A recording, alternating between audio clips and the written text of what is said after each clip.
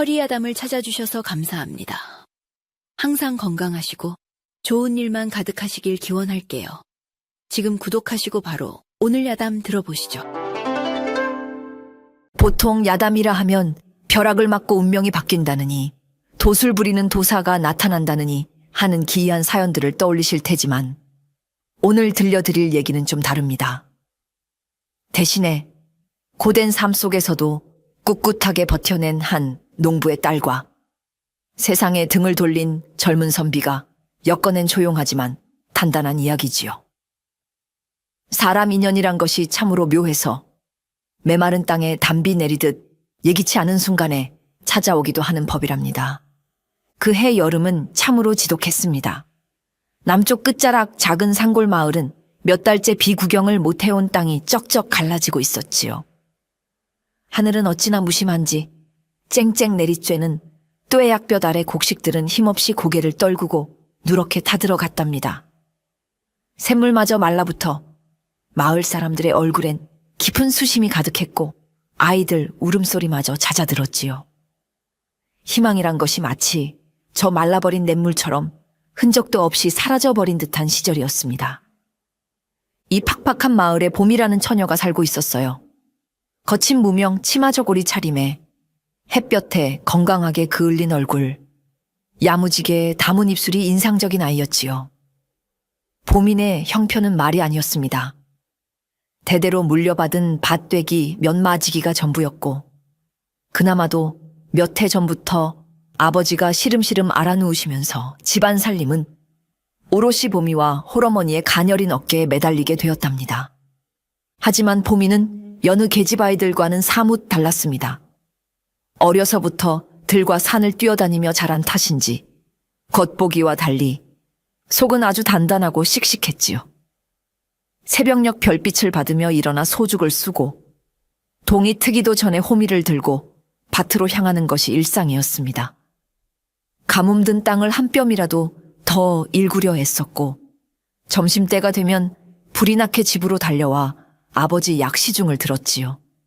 저녁에는 어머니를 도와 길쌈을 하며 밤늦도록 등잔불 앞을 지키는 날이 부지기수였습니다. 손마디는 투박하게 굵어졌고 어깨는 늘 묵직하게 아파왔지만 보미는 좀처럼 힘든 내색을 하지 않았답니다. 어머니, 아버지, 걱정 마세요. 제가 있잖아요. 그러던 어느 초여름이었을까요? 이 조용하기만 하던 마을에 불쑥 낯선 이방인이 나타났습니다. 한양에서 내려왔다는 젊은 선비였는데 이름은 최성경이라 했지요.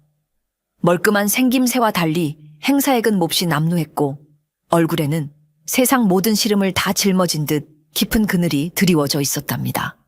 알고 보니 그는 한때 한양에서도 알아주던 양반가의 자제였으나 부친이 예기치 않은 정치적 사건에 휘말려 하루아침에 가세가 기울게 된 것이었습니다. 설상가상으로 야심차게 준비했던 과거 시험마저 연이어 낙방하자 선경은 깊은 좌절감과 세상에 대한 환멸을 느끼게 되었지요. 결국 모든 것을 등지고 아무도 자신을 모르는 이 외딴 시골 마을로 숨어들 듯 내려와 마을 어귀 다 쓰러져가는 패가 한 채의 거처를 정한 것이랍니다. 선경은 그 후로 두문불출했습니다. 끼니 때가 되어도 밖에 나오는 법이 드물었고 어쩌다 양식을 구하러 저작거리에 나타날 때면 사람들의 시선을 피해 땅만 보고 걸었지요. 그는 누구와도 말을 섞으려 하지 않았고 그저 낡은 책 몇 권을 뒤적이며 무기력하게 시간을 흘려보낼 뿐이었습니다. 그의 텅 빈 눈빛 속에는 꺾여버린 자존심과 이루지 못한 꿈에 대한 회한, 그리고 깊은 염세주의만이 짙게 깔려 있었지요. 마을 사람들은 그런 성경을 보며 미친 선비라거나 세상 물정 모르는 딱한 양반이라며 뒤에서 수군거렸습니다. 하지만 누구 하나 선뜻 다가가 말을 걸거나 그의 사정을 캐묻지는 않았지요. 그저 멀찍이서 안쓰러운 눈길로 바라볼 뿐이었습니다. 성경 역시 그런 마을 사람들의 시선이 불편했지만 애써 모른 척하며 더욱 깊은 자신만의 침묵 속으로 빠져들고 있었습니다. 그러던 어느 날 해질 역이었지요. 보미는 그날따라 유난히 일이 많아 평소보다 늦게까지 밭에 남아 있었습니다. 마지막 남은 마른 감자 줄기라도 걷어내려 안간힘을 쓰고 있었지요. 땅거미가 짙게 내려앉아 사방이 제법 어둑해졌을 무렵 보미는 허리를 두드리며 집으로 향했습니다. 그런데 좁고 울퉁불퉁한 밭두렁 길을 걷던 중 바로등 뒤에서 바스락거리는 소리와 함께 낯선 발자국 소리가 들려왔습니다. 누구지? 순간 덜컥 겁이 난 보미는 화들짝 놀라 뒤를 돌아보려다 그만 발을 헛디디고 말았습니다. 아이쿠! 중심을 잃고 넘어진 보미는 발목을 심하게 삐끗했지요. 욱신거리는 통증에 눈앞이 아찔해졌습니다. 하필이면 인적도 드문 외땅일이라 도와줄 사람 하나 없어 눈물이 핑 돌았습니다. 꼼짝없이 밤새 이 자리에 있어야 하나 싶어 막막해지던 바로 그때였지요. 어둠 속에서 누군가 조심스럽게 다가오는 기척이 느껴졌습니다. 고개를 들어보니 뜻밖에도 낮에 저작거리에서 스치듯 보았던 그 세상 등진 선비 최선경이었습니다. 그는 아마도 저녁 산책이라도 나섰던 모양입니다. 선경은 흙바닥에 주저앉아 아파하는 보미를 보고 잠시 멈칫했습니다. 그의 얼굴에는 당혹감과 망설임이 스쳐 지나갔지요. 본래 남의 일에 나서길 꺼리는 성격인데다 이런 곤란한 상황에 처하니 어찌할 바를 몰랐던 것입니다. 하지만 발목을 부여잡고 신음하는 처녀를 보고 차마 발길을 돌릴 수는 없었습니다. 선경은 마른 침을 삼키고 천천히 다가가 어색하지만 진심으로 걱정하는 목소리로 물었습니다. 괜찮으시오, 아가씨? 많이 다치신 게요? 보미는 낯선 사내, 그것도 마을 사람들이 이상하게 여기는 선비의 등장에 놀라 잠시 경계했지만 그의 눈빛에서 우러나오는 진실한 염려를 읽고는 이내 마음을 놓았습니다. 아, 예. 발목을 좀 삔 것 같습니다.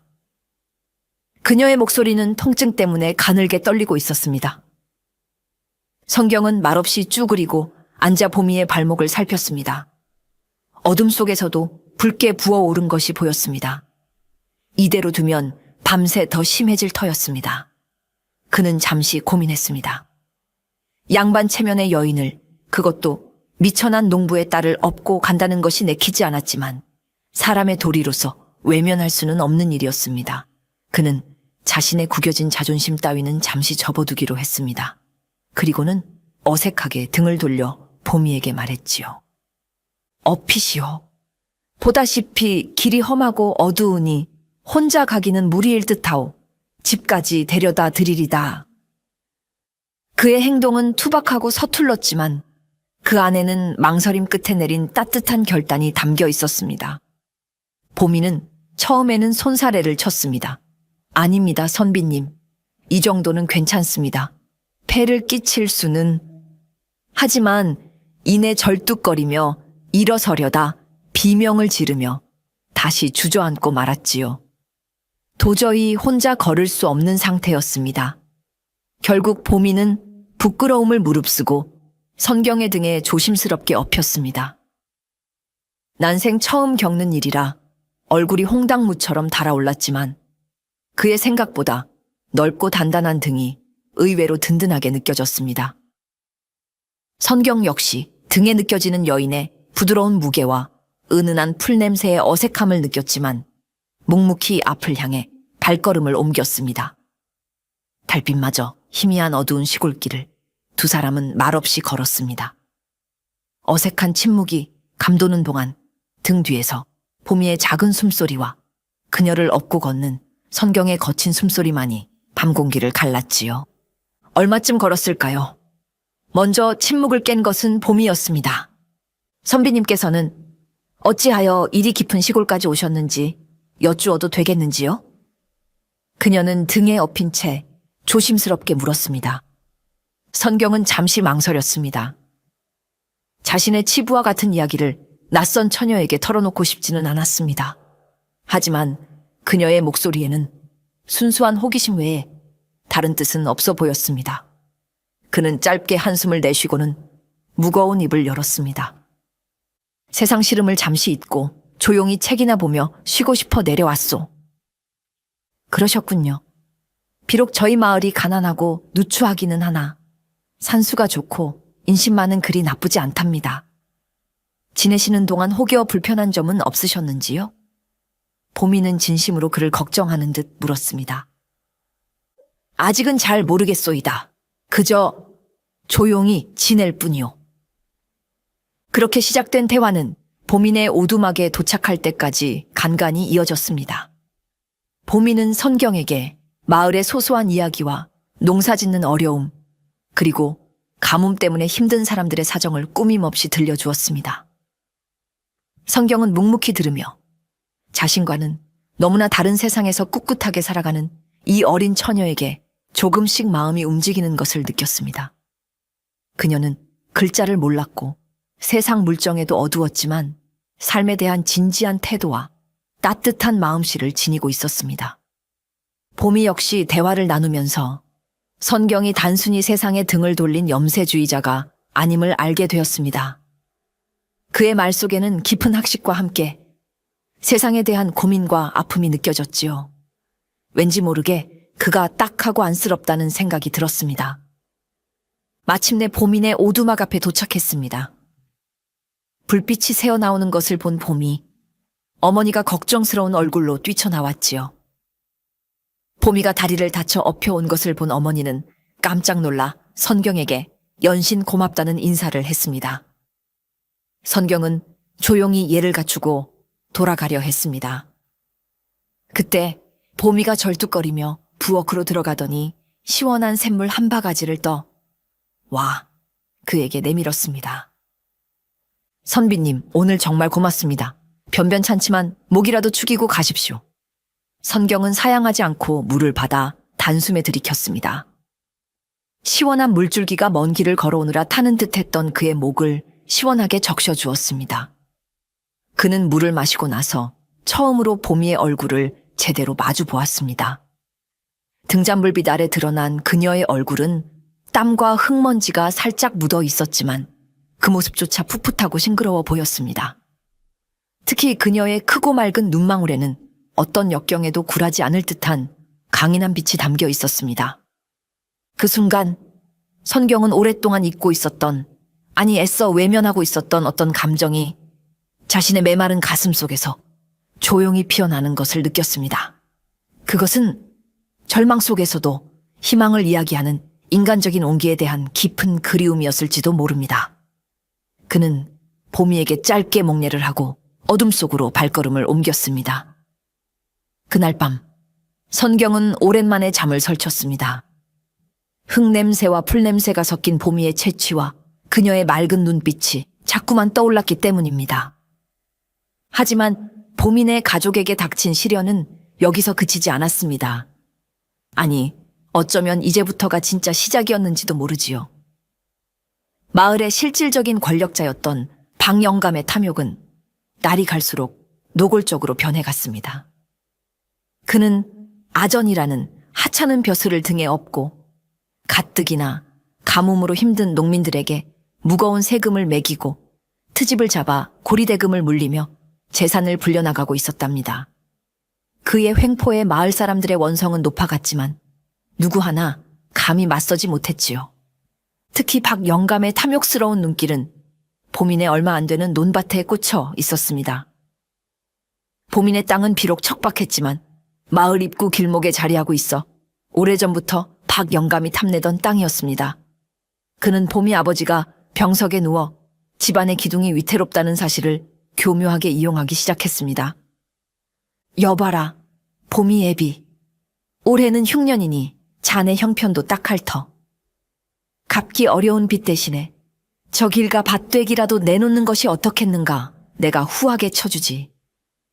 박영감은 인심 쓰는 척하며 봄이 아버지를 회유하려 들었습니다. 영감님, 제발 이러지 마십시오. 조상 대대로 물려받은 땅입니다.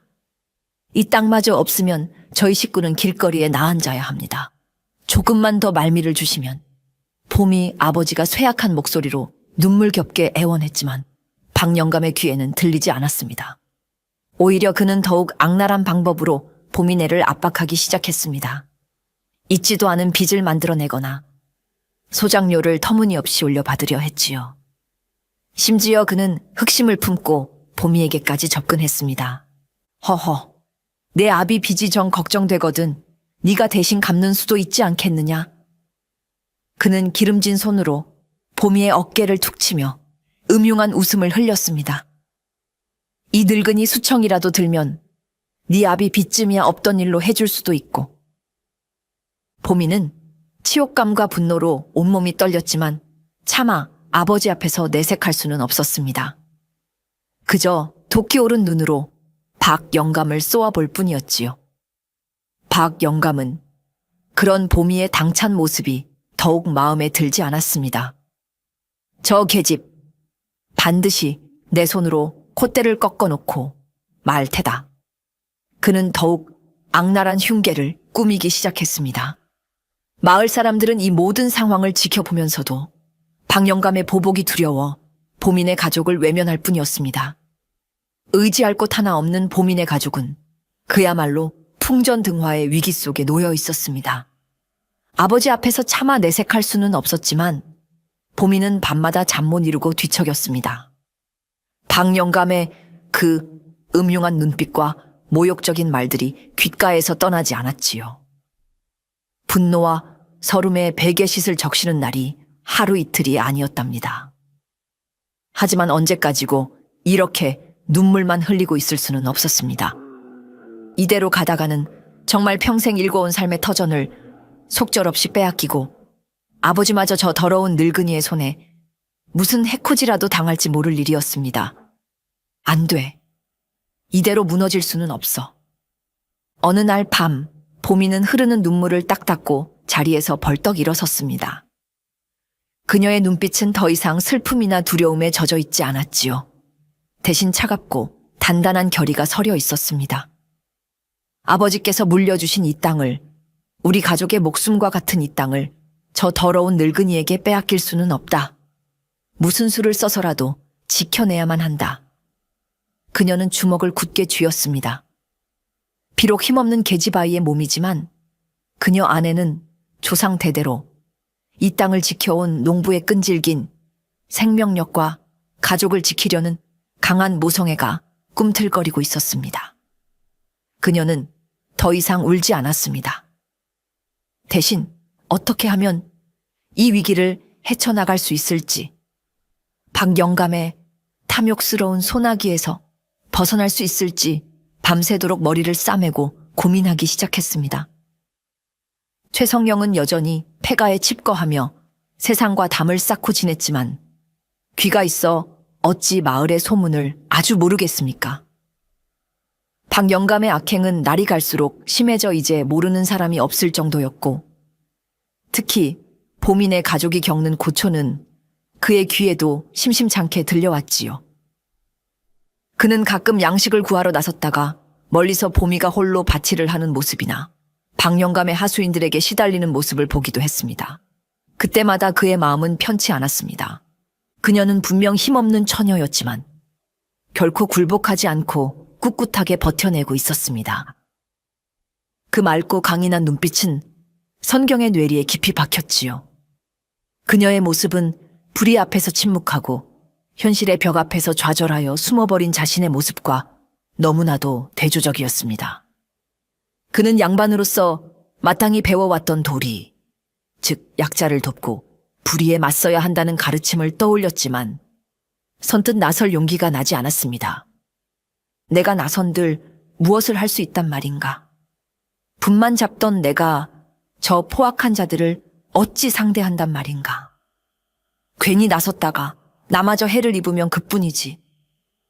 이런 비겁한 생각들이 그의 발목을 잡았습니다. 하지만 밤이 되어 홀로 등잔불 앞에 앉아 책을 펼치면 글자 대신 보미의 얼굴이 어른거렸습니다. 그녀가 겪고 있을 고통과 외로움을 생각하면 가슴 한구석이 답답하게 죄어왔지요. 선경은 깊은 내적 갈등 속에서 밤마다 괴로워했습니다. 이대로 계속 비겁한 방관자로 남을 것인가? 아니면 자신의 초라한 처지에도 불구하고 작은 용기라도 내어볼 것인가? 그의 번민은 깊어만 갔습니다.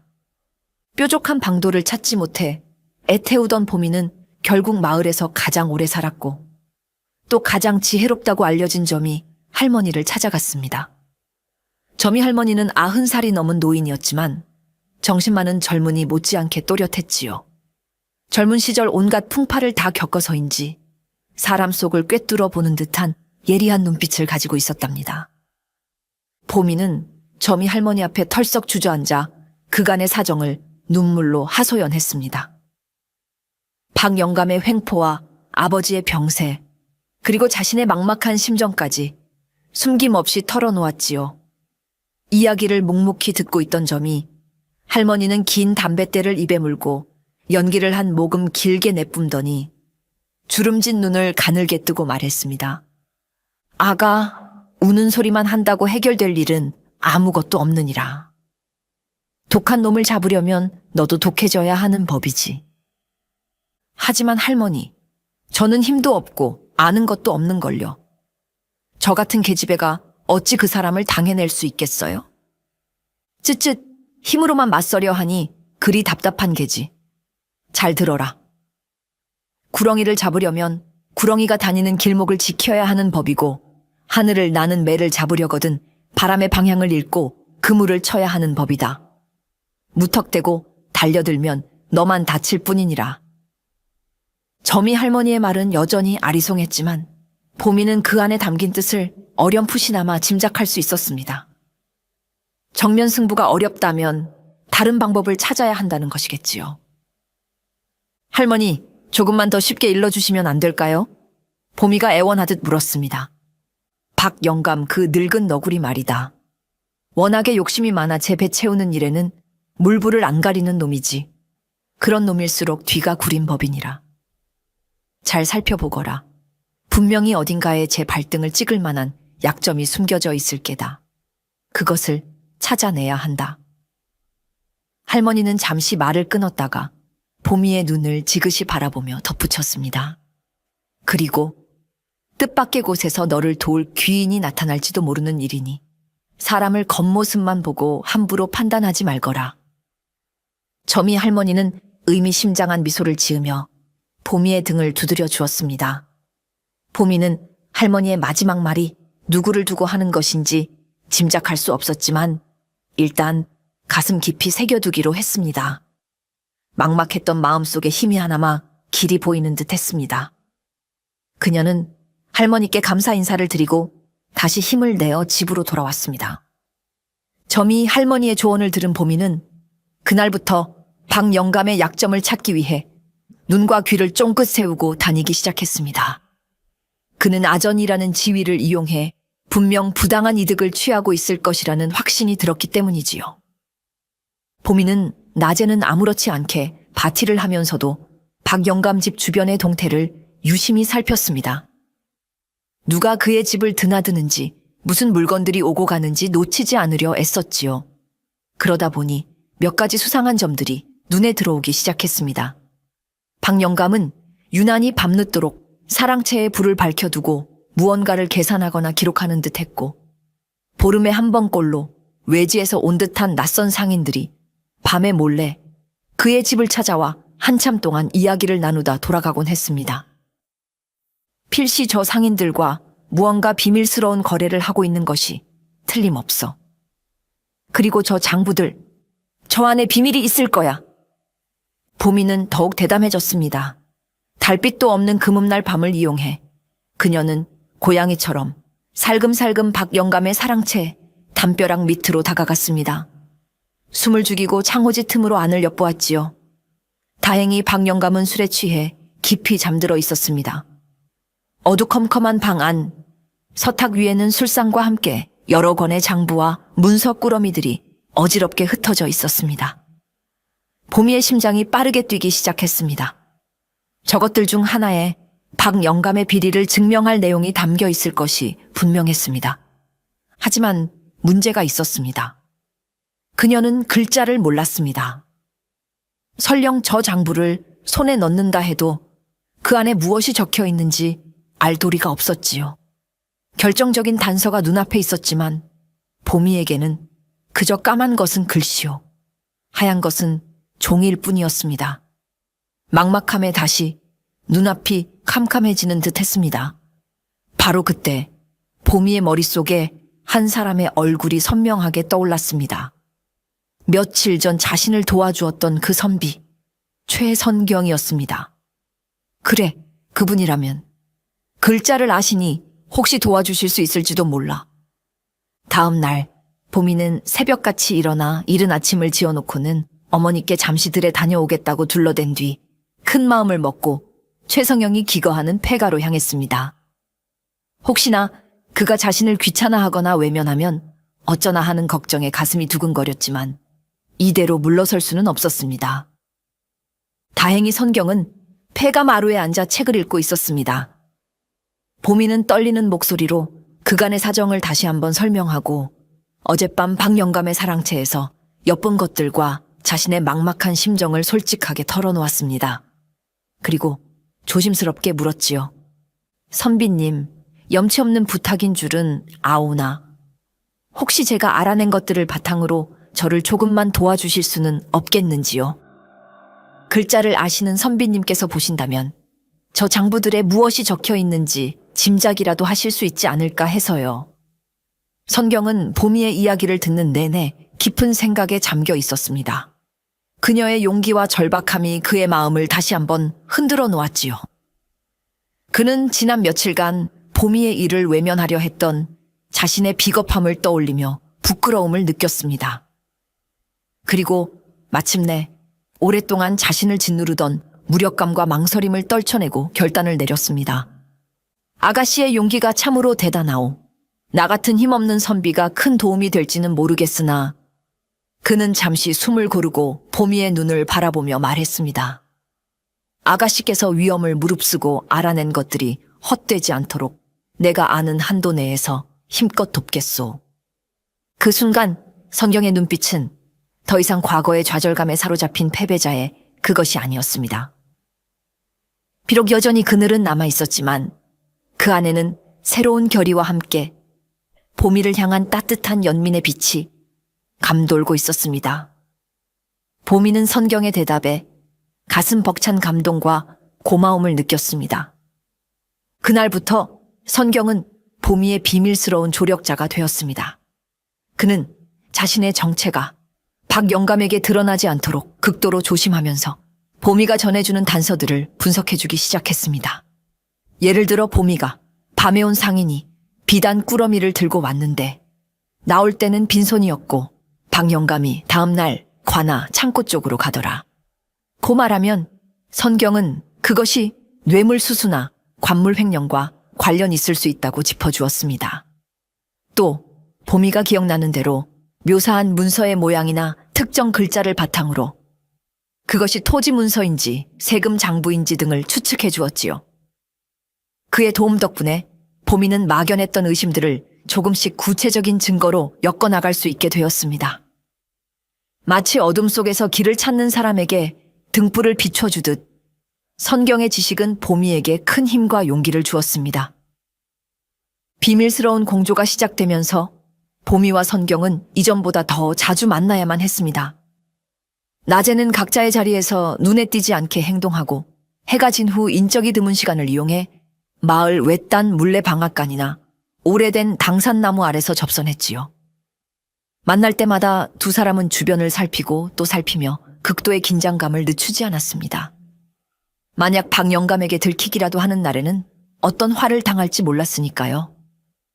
보미는 낮 동안 위험을 무릅쓰고 눈과 귀로 모은 정보들을 선경에게 전달했습니다. 박영감의 수상한 행적, 그를 찾아오는 낯선 이들의 인상착에 우연히 엿들은 대화의 조각들까지. 선경은 그 정보들을 종합하고 분석하여 다음에 무엇을 더 알아봐야 할지, 어떤 점을 조심해야 할지 알려주었지요. 때로는 선경이 자신의 지식을 활용해 박영감이 속임수를 쓸만한 부분을 미리 예측해 주기도 했습니다. 함께 위험한 비밀을 공유하고 있다는 사실은 두 사람의 관계를 이전과는 비교할 수 없을 만큼 가깝게 만들었습니다. 서로를 향한 신뢰는 날이 갈수록 깊어졌고 그 속에서 풋풋했던 호감은 어느덧 애틋한 연정으로 변해가고 있었습니다. 달빛 아래 마주 앉아 속삭이듯 이야기를 나눌 때면 그들의 눈빛 속에는 차마 입 밖으로 꺼내지 못하는 깊은 감정이 소리 없이 오고 갔지요.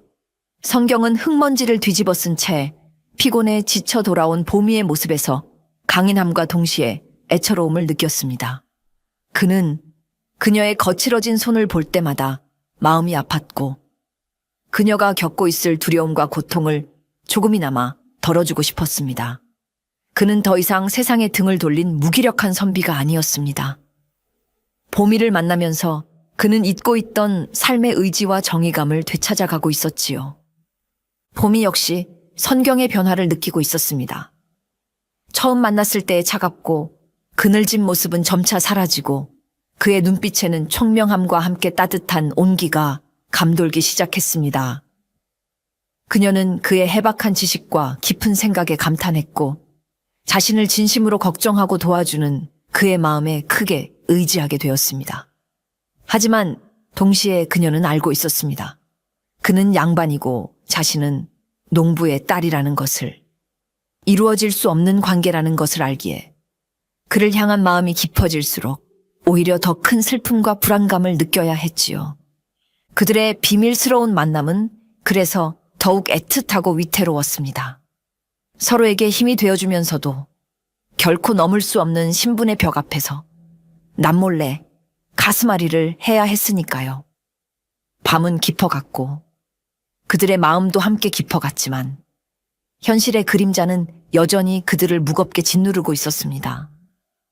몇 주간의 숨막히는 첩보전 끝에 마침내 결정적인 기회가 찾아왔습니다.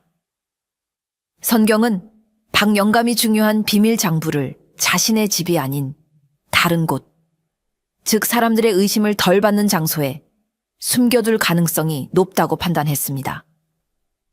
여러 정황을 종합해본 결과 마을 외곽에 위치한 지금은 거의 사용되지 않는 낡은 사당이 가장 유력한 장소로 떠올랐지요. 그곳은 평소 인적이 드물어 비밀 문서를 숨기기에 안성맞춤이었고 혹시 발각될 위기에 처하면 불을 질러 증거를 인멸하기도 쉬운 곳이었습니다. 달빛마저 구름 뒤에 숨어버린 금음날 밤, 보미와 선경은 떨리는 가슴을 안고 문제의 사당으로 향했습니다.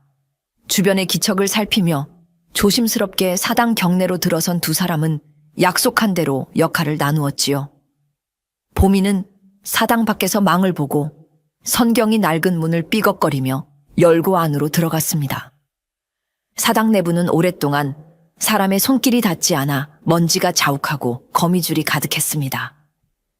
희미한 등불에 의지해 선경은 사당 구석구석을 샅샅이 뒤지기 시작했습니다. 제단 및 낡은 괴짝 안, 심지어 천장 석가래까지. 하지만 장부로 보이는 것은 어디에도 없었지요. 시간이 흐를수록 초조해졌습니다. 혹시 자신의 추리가 틀린 것은 아닐까? 포기하려던 순간 선경의 발끝에 무언가 툭 걸리는 것이 있었습니다. 자세히 보니 마룻바닥 일부가 살짝 들썩거리는 것이었습니다. 바로 여기다! 그는 조심스럽게 마룻장을 들어 올렸습니다. 그 밑에는 땅을 파고 숨겨둔 작은 나무 상자 하나가 모습을 드러냈습니다. 떨리는 손으로 상자를 열어본 선경은 숨을 삼켰습니다. 상자 안에는 먼지를 뒤집어 쓴 채 여러 권의 낡은 장부들이 빼곡히 들어차 있었습니다. 선경은 등불을 가까이 가져가 장부 몇 페이지를 급히 넘겨보았습니다. 서툰 한자와 숫자들이 빼곡했지만 그 내용은 가히 충격적이었습니다. 박영감이 지난 수년간 아전이라는 직위를 이용하여 세금을 얼마나 착복했는지, 농민들의 땅을 어떤 방식으로 빼앗았는지, 그리고 상인들과 결탁하여 어떤 불법적인 거래를 해왔는지 상세하게 기록되어 있었습니다. 이것이야말로 박영감의 목을 칠 수 있는 결정적인 증거였습니다. 선경은 장부를 품속 깊이 숨기고 조용히 사당을 빠져나왔습니다. 밖에서 애타게 기다리던 보미에게 눈짓으로 성공했음을 알렸지요. 두 사람은 서로의 눈을 바라보며 말없이 기쁨과 안도를 나누었습니다. 이제 이 장부만 있으면 지긋지긋한 박영감의 횡포를 끝낼 수 있다는 희망이 샘솟았습니다. 하지만 기쁨도 잠시. 그들은 곧 현실적인 문제에 부딪혔습니다. 이 장부를 어떻게 세상에 알리고 정의의 심판을 받게 할 것인가. 힘없는 그들에게는 여전히 넘어야 할 산이 높고 험난해 보였습니다. 하지만 박영감 역시 만만한 인물이 아니었습니다. 그는 며칠 뒤 사당에 숨겨둔 자신의 비밀 장부가 감쪽같이 사라진 것을 발견하고는 불같이 노했습니다. 처음에는 좀도둑의 소행이거나 경쟁자의 짓이라 생각했지만 곰곰이 생각해보니 아무래도 최근 들어 눈의 가시처럼 여기던 봄이 계집의 소행이라는 의심이 강하게 들었지요. 그 발칙한 년이 필시 무언가 알고 이를 꾸민 것이 틀림없어. 박영감은 더 이상 지체할 시간이 없다고 판단했습니다. 장부의 내용이 관 하나 더 높은 곳에 알려지기 전에 빼앗긴 장부를 되찾고 보미를 없애버려야 한다고 생각했지요. 그는 그날 밤 술에 거나하게 취한 척하며 자신의 수하들을 이끌고 곧장 보민의 집으로 쳐들어갔습니다. 이년아, 내 장부를 훔쳐간 것이 내년이지. 당장 내놓지 못할까? 박영감은 다짜고짜 보미의 멱살을 잡고 흔들며 고함을 질렀습니다.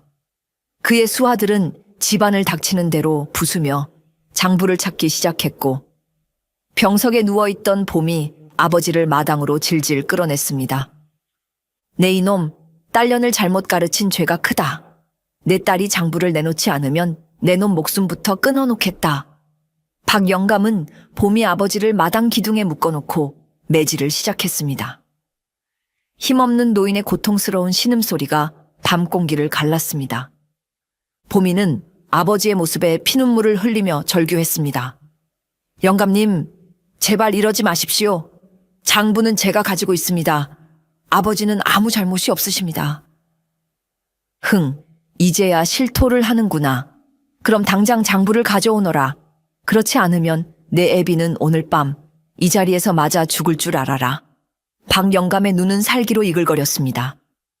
봄이는 공포와 절망감에 온몸이 떨려왔습니다.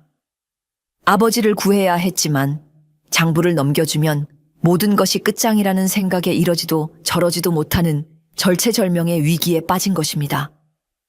바로 그때 이 모든 끔찍한 상황을 숨어서 지켜보고 있던 사람이 있었습니다. 바로 최선경이었지요. 그는 보미의 비명소리를 듣고 혹시나 하는 마음에 달려왔다가 박영감의 만행을 목격하게 된 것입니다. 그의 심장은 분노와 무력감으로 터질 듯했습니다. 당장이라도 뛰쳐나가 보미를 구하고 싶었지만 자신은 그저 글만 읽은 선비일 뿐 칼을 든 박영감의 수하들을 당해낼 재간이 없었습니다. 이대로는 안 된다. 저들을 힘으로 제압할 수 없다면 더 큰 힘, 공권력을 빌려와야 한다. 순간 선경의 뇌리에 한 사람의 얼굴이 번개처럼 스쳐 지나갔습니다. 바로 몇 해 전 한양에서 잠시 인연을 맺었던 암행어사였습니다. 그는 청렴하고 강직하기로 소문난 인물로 탐관오리들을 척결하는 데 앞장서고 있었습니다.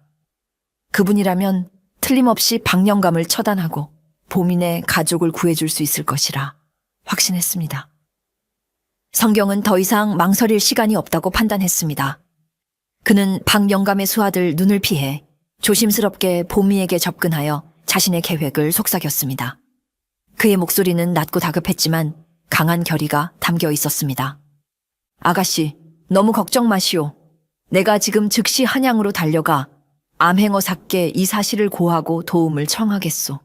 그리 오래 걸리지 않을 것이오. 그러니 부디 그때까지만 어떻게든 버텨주시오.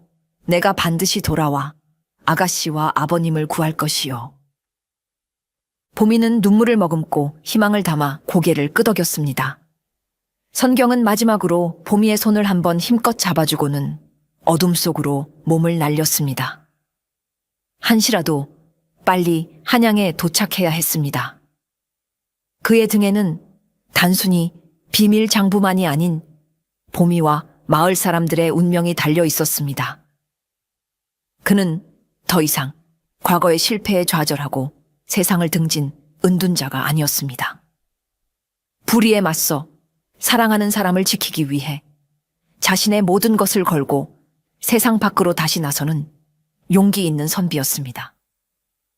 그의 발걸음은 한양을 향해 밤새도록 쉬지 않고 이어졌습니다. 선경이 떠난 후 보미는 홀로 남아 거대한 공포와 싸워야 했습니다. 하지만 그녀는 주저앉지 않았습니다. 성경이 돌아올 때까지 어떻게든 시간을 벌고 버텨내야만 했습니다. 그녀는 방 영감 앞에서 일부러 두려움에 떠는 척하며 눈물을 흘렸습니다. 영감님, 살려주십시오. 장부는 제가 너무 무서워서 뒷산 동백나무 밑에 묻어두었습니다. 날이 밝는 대로 제가 직접 가서 가져오겠습니다. 제발 아버지 목숨만은. 박 영감은 보미의 말을 완전히 믿지는 않았지만 장부를 찾는 것이 급했기에 일단 그녀의 말을 따르기로 했습니다. 그는 수아들에게 보미를 감시하게 하고 날이 밝기를 기다렸지요. 보미는 밤새 박 영감의 수아들에게 시달리면서도 일부러 엉뚱한 장소를 대며 시간을 끌었습니다.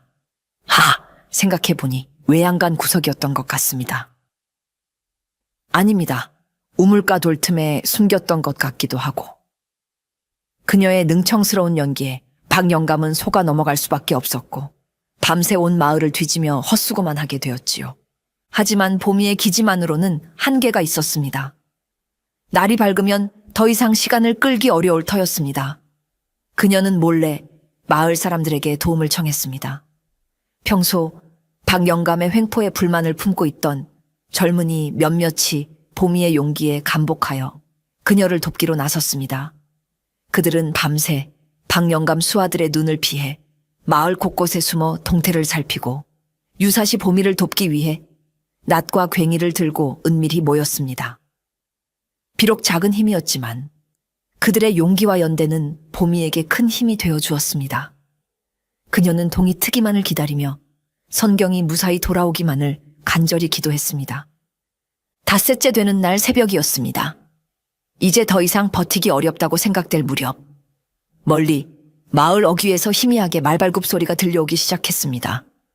처음에는 한두 마리인가 싶더니 점점 그 수가 늘어나 땅을 울리는 듯 했습니다. 그리고 마침내 암행어 사출두요. 외치는 우렁찬 소리와 함께 마패를 지켜든 역졸들을 앞선 일단의 무리가 횃불을 밝히며 마을로 들어섰습니다. 밤낮을 가리지 않고 말을 달려온 선경이 마침내 암행어사와 함께 도착한 것이었습니다. 이 모습을 본 박 영감은 얼굴이 사색이 되어 혼비백산했습니다.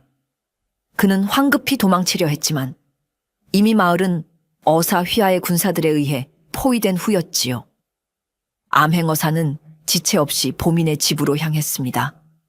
마당에는 여전히 기둥에 묶인 채 신음하는 봄이 아버지와 며칠 밤을 새워 초췌해졌지만 눈빛만은 형형하게 빛나는 보미가 있었습니다. 암행어사는 그 참혹한 광경을 보고 크게 노하여 박 영감을 당장 끌어내라 명했습니다. 보미는 떨리는 손으로 품속 깊이 간직했던 비밀 장부를 암행어사에게 내밀었습니다. 그리고 그동안 박 영감에게 당했던 핍박과 마을 사람들의 고통을 눈물로 호소했습니다. 장부를 넘겨받은 암행어사가 그 내용을 살펴보는 동안 용기를 낸 마을 사람들이 하나둘씩 나와 박 영감의 죄상을 앞다투어 고발하기 시작했습니다. 수년간 쌓이고 쌓였던 울분과 원한이 터져나온 것이지요. 모든 증거는 명백했고 증인들은 넘쳐났습니다. 박 영감은 더 이상 어떤 변명도 할 수 없었습니다. 그의 모든 죄악이 만천에 낱낱이 드러나는 순간이었습니다. 암행어사는 추상 같은 목소리로 박 영감의 죄목들을 하나하나 열거하며 하늘을 대신해 그의 죄를 묻겠다고 선언했습니다. 암행어사의 엄중한 명령에 따라 박 영감과 그의 악행에 가담했던 수하들은 그 자리에서 즉시 포박되어 관하로 압송되었습니다. 그가 농민들에게 불법으로 빼앗았던 땅 문서와 재산들은 모두 원래 주인에게 돌려주도록 명해졌고 부당하게 거두어들였던 세금 역시 되돌려받게 되었습니다. 수년간 마을 사람들을 공포와 고통 속에 몰아넣었던 탐욕스러운 악인의 시대는 그렇게 허무하게 막을 내렸습니다. 마을에는 그야말로 해방의 기쁨이 넘실거렸습니다.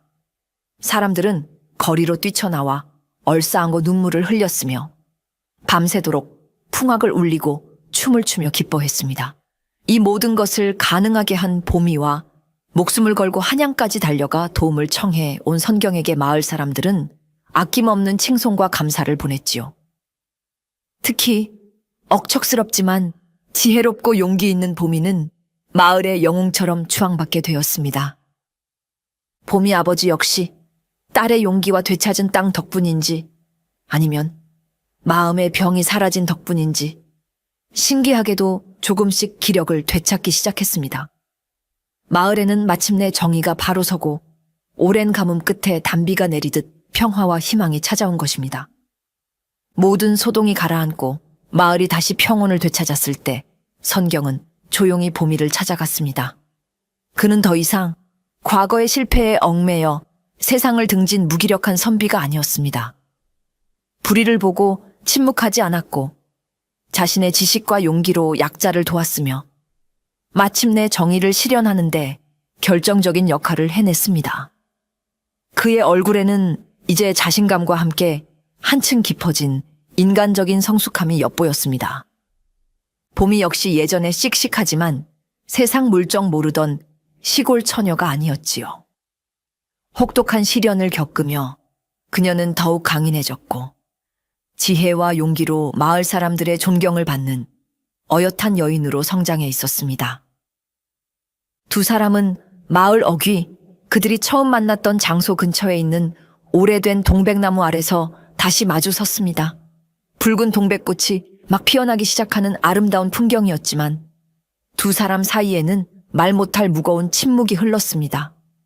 함께 위험을 헤쳐나오면서 서로의 마음속 깊이 자리 잡은 애틋한 감정을 어찌 모를 리 있겠습니까? 하지만 그 마음을 확인하면 할수록 그들 사이에 놓인 현실의 벽 또한 더욱 선명하게 느껴질 뿐이었습니다.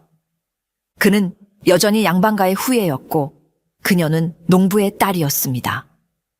엄격한 신분제가 당연시되던 조선사회에서 그들의 결합은 상상하기 어려운 일이었습니다.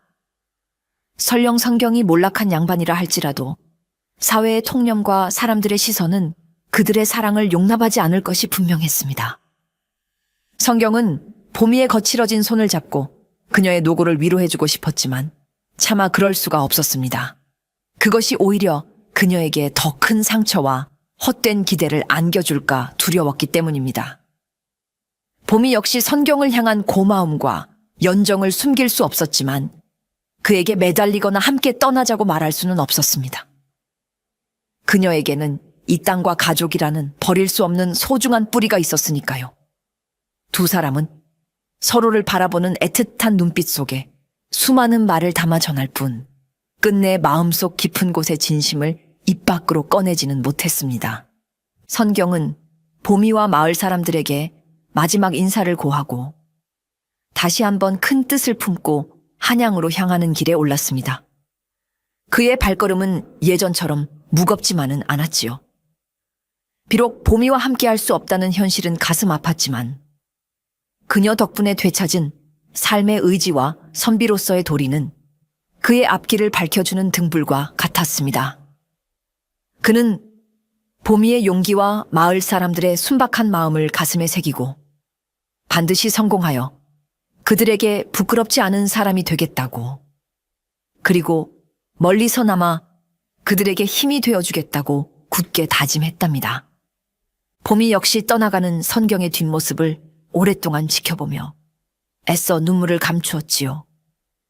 이루어질 수 없는 인연임을 알기에 그저 그의 앞날을 진심으로 축복해주는 것이 자신이 할 수 있는 최선이라 여겼습니다. 그녀는 다시 흙과 씨름하는 일상으로 돌아갔습니다. 하지만 그녀의 마음 한구석에는 선경이라는 이름이, 그와의 짧지만 강렬했던 기억이 붉은 동백꽃처럼 선명하게 남아 있었습니다. 한편 박영감의 비리를 조사하고 처단했던 암행어사는 한양으로 돌아가 임금께 모든 사실을 소상히 보고했습니다. 탐관오리의 죄상을 보고하는 와중에 그는 억울한 백성들을 구하는데 결정적인 역할을 한 강인하고 지혜로운 농부의 딸 보미와 비록 몰락했지만 불의를 보고 용기를 낸 선비 최성경의 이야기도 빼놓지 않았지요. 특히 암행어사는 최성경의 고든 성품과 뛰어난 식견을 눈여겨보았던 터라 그가 다시 관직에 나아가 나라에 기여할 수 있도록 남몰래 힘을 실어주기로 마음먹었습니다. 그 덕분이었을까요? 한양으로 돌아간 선경은 이전과는 다른 마음가짐으로 학문에 정진했고 이듬해 열린 과거 시험에서 놀랍게도 높은 등수로 급제하는 영광을 안게 되었습니다. 그의 이름은 한양 바닥에 제법 알려지게 되었고 조정에서도 그의 재능을 주목하기 시작했지요. 그는 마침내 어엿한 관직에 나아가 백성을 위한 정치를 펼칠 기회를 얻게 된 것입니다. 관직 생활을 시작한 선경은 청렴하고 강직한 일처리로 빠르게 신망을 얻어갔습니다. 하지만 그의 마음은 늘 남쪽 끝 시골 마을과 그곳에 있을 보미에게 향해 있었지요. 신분이 달라지고 세상의 인정을 받게 되었지만 그는 보미와의 약속과 그녀에 대한 연정을 단 한순간도 잊을 수가 없었습니다. 내가 이룬 이 작은 성공이 과연 보미 아가씨에게 떳떳하게 다가갈 자격이 될 수 있을까? 신분의 벽은 여전히 높기만 한데 그는 기쁨과 동시에 깊은 고민에 빠졌습니다. 그러던 어느 날 선경은 자신을 눈여겨보던 암행어사를 찾아가 용기를 내어 자신의 속마음을 털어놓았습니다. 보미와의 인연, 그녀의 지혜와 용기, 그리고 신분의 차이 때문에 차마 다가서지 못하는 자신의 안타까운 심정까지 모두 고백했지요. 이야기를 묵묵히 듣고 있던 어사는 빙그레 웃으며 말했습니다.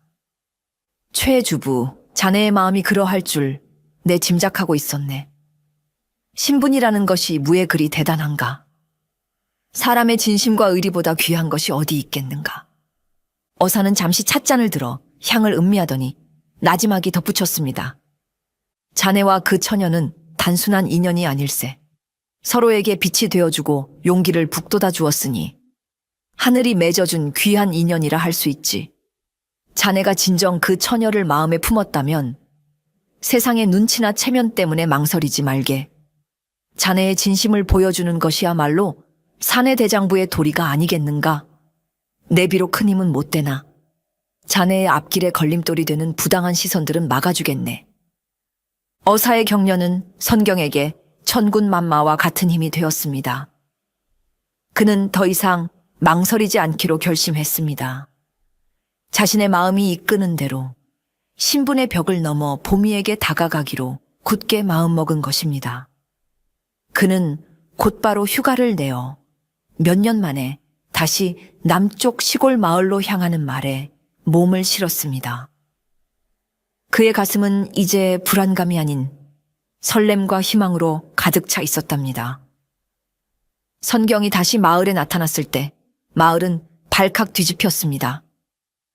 몇 년 사이 그는 몰락한 선비가 아닌 어엿한 관복을 차려입은 조정의 나리가 되어 돌아왔기 때문이지요. 마을 사람들은 어리둥절하면서도 반가움에 그를 맞이했습니다. 선경은 한달음에 보민의 집으로 향했습니다. 마침 보민은 뜰 앞에서 텃밭을 돌보고 있었습니다. 몇 년의 세월이 흘렀지만 그녀는 여전히 맑고 강인한 모습 그대로였습니다. 자신을 찾아온 선경을 보고 보민은 깜짝 놀라 손에 들고 있던 호미를 떨어뜨렸지요.